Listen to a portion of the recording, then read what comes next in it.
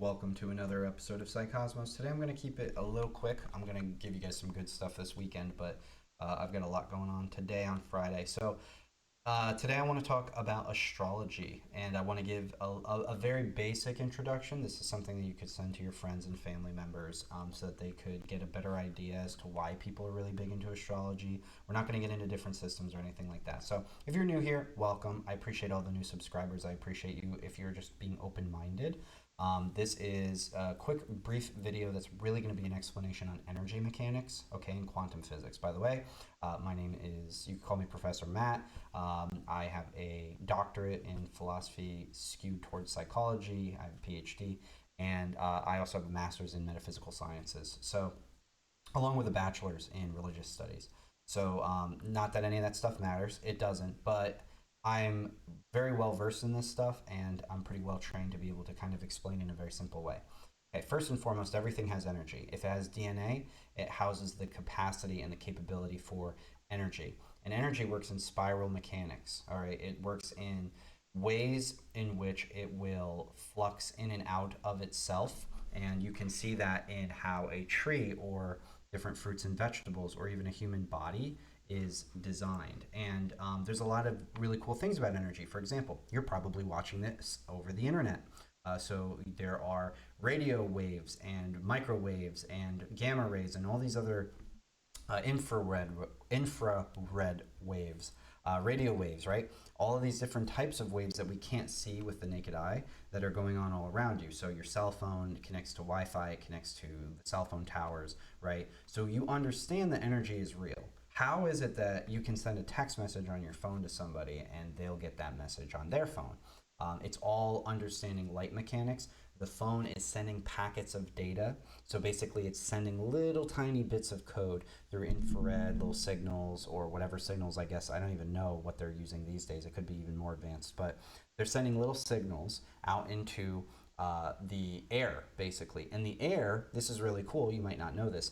Because we live on planet Earth, the air has ionized particles everywhere. So there's energy all in the air. Even before we even had all this technology, just from the fact that the Earth itself has a bunch of like quartz crystals and magnets and stuff like that, it actually already has its own energy field, very similar to us as people, because it's a living, breathing thing, the Earth. So it already has this cool energy field, and these technologies that you use every single day, you might not know how they work, but that's okay. You know that they work, right? You send a text message to your loved one, they're going to get that message all the way across the other side of the world. How does that happen? I mean, think about that. That's crazy when you really think about it. It's like there's nothing connecting those things, but it somehow still is able to function and work. That's because energy is very real. It exists all around us. Everything is vibrating, everything is moving. And what scientists and technology people, technocrats, have been able to crack is how to manipulate that. And this goes into a lot of quantum physics stuff. I'm not going to get super heavy into this today, but just know that this exists.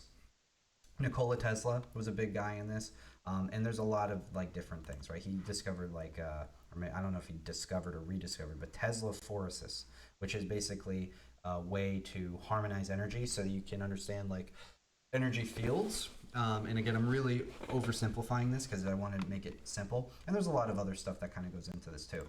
But as you can see, everything has energy. The Earth has an energy field. The sun has an energy field. They're constantly communicating and talking through that field. Even in the vastness of space as it's described in the scientific community, you've got all these really cool functioning ways that energy mechanics operate and work. Now, that being said, where does astrology come into all this? Well, astrology is essentially a playing of this energy. It is a lot of these very large objects in the sky. I'm looking for specific slides. It's these really large objects in the sky, which, you know, we can see seven of them mainly, other than the stars. We can see seven of them mainly, and this is actually where we get our 7 days of the week. So if you don't believe in astrology, that's cool. It believes in you. You already operate on this Sunday, Moon Day, Mars Day, Mercury's Day, you know, Wednesday is Woden's Day. All these loose etymological links to the way that our 7 day calendar came about.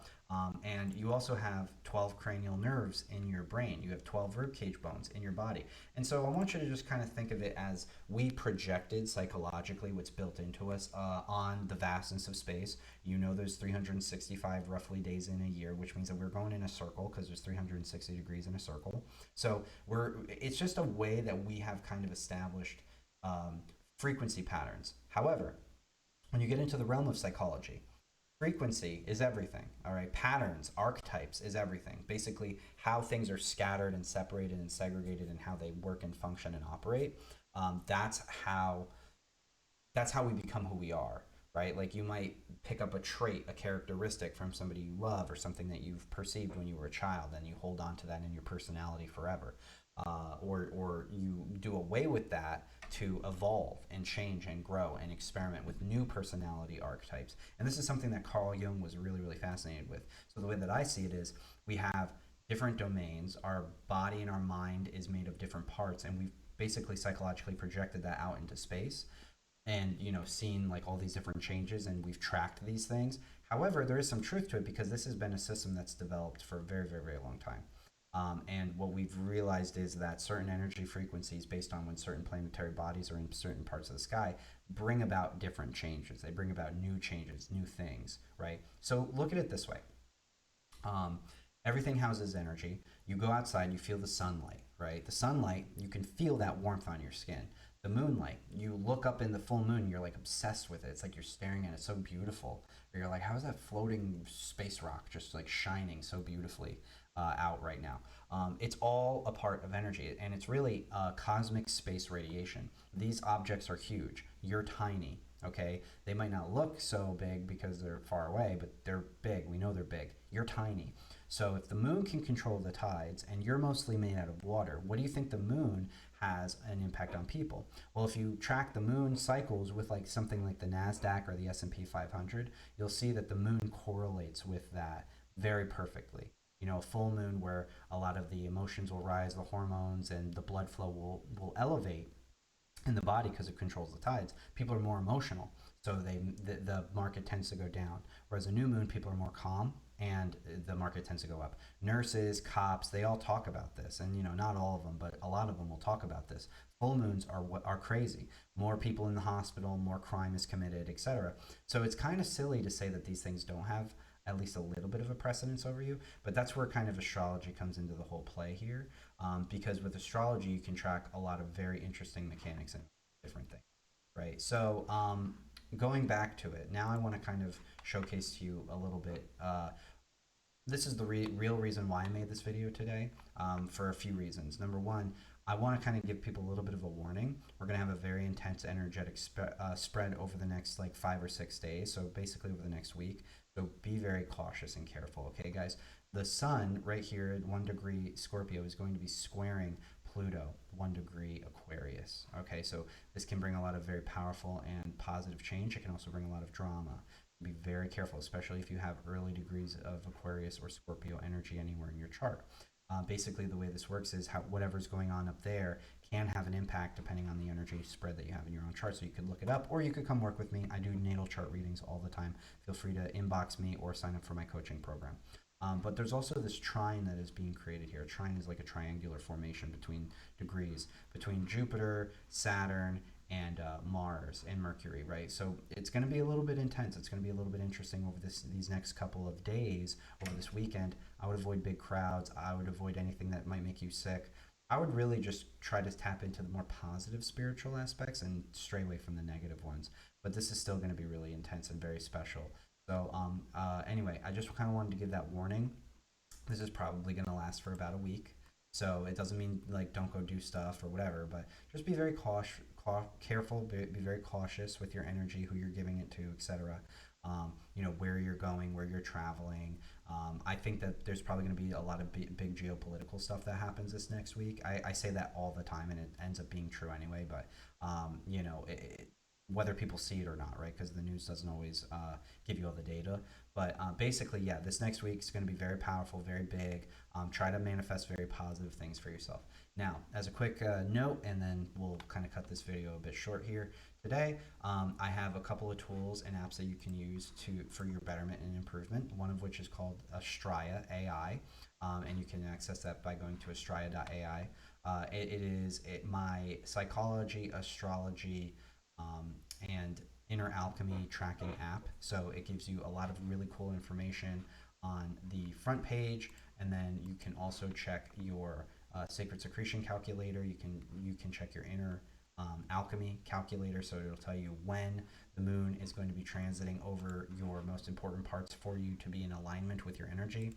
And then it is also, if you pay for the higher package, you'll also have access to the astrology breakdown panels on the back end that will give you like tons of really cool information about the day. It gives you information about like the Schumann resonance of the earth. It gives you information about some cool like upcoming events from like different cultures. It tracks the moon. It gives you the keywords for that as well. It tells you what you should be leaning into, what you should avoiding, and it even gives you things like the time. Well, you can't see that, I'm covering it, but it'll give you like what you should be eating, what you should stay away from, lucky numbers, etc. So really cool. I worked really, really hard on this, and I'm still making updates to it every single day, so it's not even perfected or anything like that.